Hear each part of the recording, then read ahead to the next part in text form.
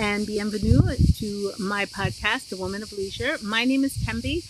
I am a native of New York City. I returned to university at 47, relocated to the south of France, where I met and married my husband at the age of 50. So, today, I wanted to start a summer series, the first in an 8-part series of summer leisurely learning. Now, first of all, happy belated solstice, happy summer. I adore summer. Summer's always been my favorite time of the year because it's a time of celebration. It's a time of jubilation. It's also a time of slowing down, and that extended daylight gives us a lot of time for reflection. And I've noticed that the heat, at least for me, the heat really does punctuate my inspiration. It really draws out my inspiration, almost like fireworks, okay, almost like a fireworks show. And with the heat, we are experiencing a serious heat wave here in southern France, and I've been locked inside the house or whatnot. But with the heat, you are forced to slow down. But as your body is forced to slow down, I find, just like meditation, yoga and meditation, when you slow the body down, the brain and the spirit just kind of open up and have a life of their own.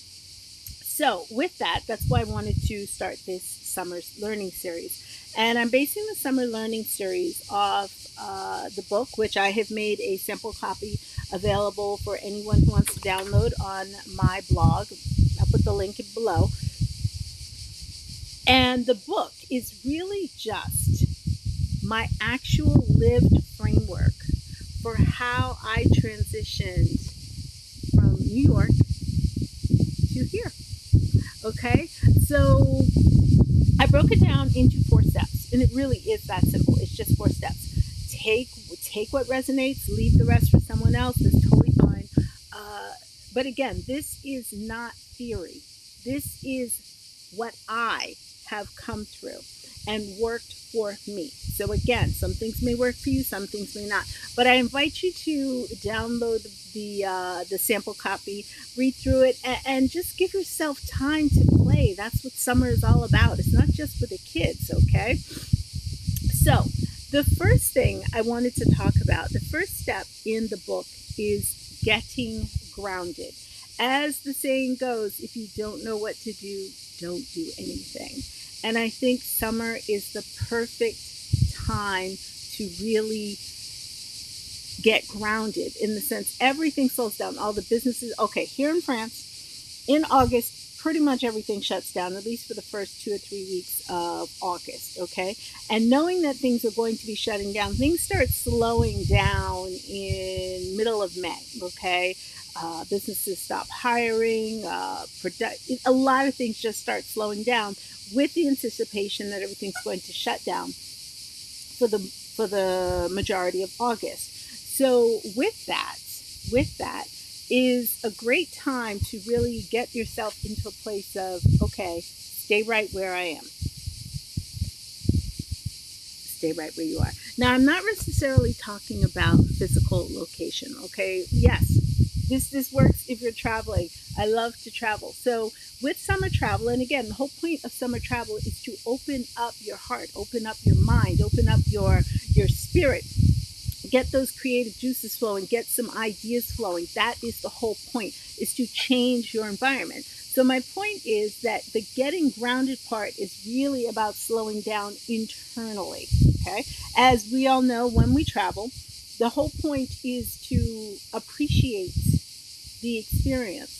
And if you're not grounded to begin with, if you don't slow down and allow yourself le savoir-faire, le joie de vivre, in order to really absorb the entire experience, it takes a certain degree of grounding, okay? So whether you're staying home this summer or traveling, I invite you to come and explore your ideas for yourself, for your future, because before you know it, we're going to be looking at 2027. Okay? So now is a great time to really stop and allow. I'm not even saying force yourself, I'm not even saying do research or anything like that. Enjoy this time of slowing down, but enjoy the opening that happens inside your brain, okay? Now, perfect example. My husband is an underwater fisherman for sport, okay? He loves to do his underwater fishing, and what happens is several times, matter of fact, we'll probably go this weekend because it's now hot and he's always saying that the ocean's now the right temperature for him to do that. So we go down to our favorite Calanque, which is about 5 minute drive from us. Absolutely gorgeous. As a matter of fact, and that's the one that I'm planning on using for this intro for this video. That's our favorite summer Calanque. And what I always do, first of all, no matter what's going on, I always have a notebook and pen. I never leave the house without one, okay? Some people, they can't leave the house without their phone. For me, I can't leave the house without a notebook and pen. I always have several of them.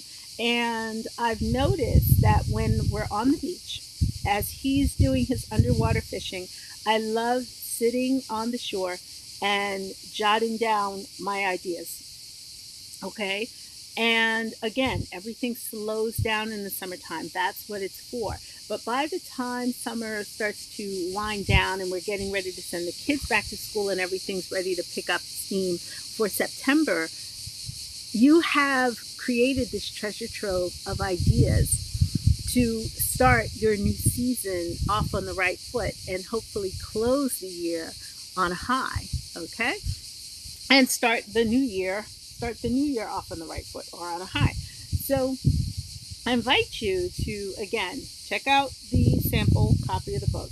First step is grounding. And I think it's a perfect time of the year for you to do that because your body naturally slows down. You're going to have to drink a lot more water. I'm down on the terrace and, well, actually in the garden, I'm seeing all these butterflies. I'm even wearing my butterfly earrings as a manifestation. So I'm just happy to see them.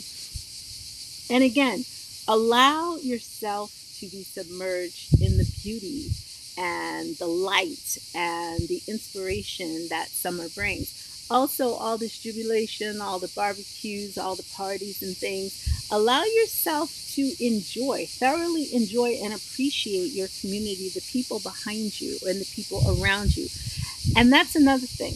You would be surprised the amount of inspiration you get from the people around you. Okay, so this book was inspired, as I mentioned, this was all about my repositioning process. And I've already mentioned in previous video that a lot of my repositioning process was, well, basically all of it took place within the community college. Okay, we'll get there. But it started with, I was at home for what I thought would be a holiday visit with my family. And my brother said, oh, well, seeing how you don't know what you want to do, why don't you go over to the community college and just check out some of the programs? He made that blasé suggestion, and it sent me down a totally different path. Again, I thought I was there for a visit. My full plan was because at the time I was living in Nice, and I came back with the intention of visiting my family for the holidays and returning back, but didn't work out that way. What I thought would be a holiday visit, wound up being a 5-year sojourn. Okay, so again, the heat, the combination of the heat, the beauty, the relaxation. I really do believe that you can be more susceptible and more aware of those small flecks of inspiration, especially when they come from people who are always around you, because they're the people that A, usually know you, and B, have the most influence in your life, whether you know it or not. But sometimes those tiny little things that people say can really shift everything. So again, number one, grounding. Allow yourself to just absorb the season. and check out the book. And next week, actually, not next week, next week, we're going to dive into part 2. Okay. And I think what I'm going to do is give you a couple of questions to reflect on. Okay. As a matter of fact, let's start there. Drop down in the comments. Give me one thing. Just say one thing that you are, one idea or one inspiration that has come to you since the solstice. It could be an idea for an art project. As a matter of fact, I had the idea just the other day because, yes, this is honest. This is for me to be honest. I have not actually finished my university degree. Okay, I'm not concerned about that because I have maxed out the credits that I can take or available to me online at this level or this stage of my education. I actually have to go back for the last year or so, and you can imagine the resources that would take. Give all this up, I don't know. Okay, but I thought about it and I said to myself, maybe there's something I could do, some kind of project or whatnot. So I went online and found out there is the possibility of my doing an individual study, turning my experience here into a project for individual study. And that's an idea that came to me in this sweltering heat and thinking about how can I leverage what I have to get more of what I want. All right, tout à l'heure. Till next time.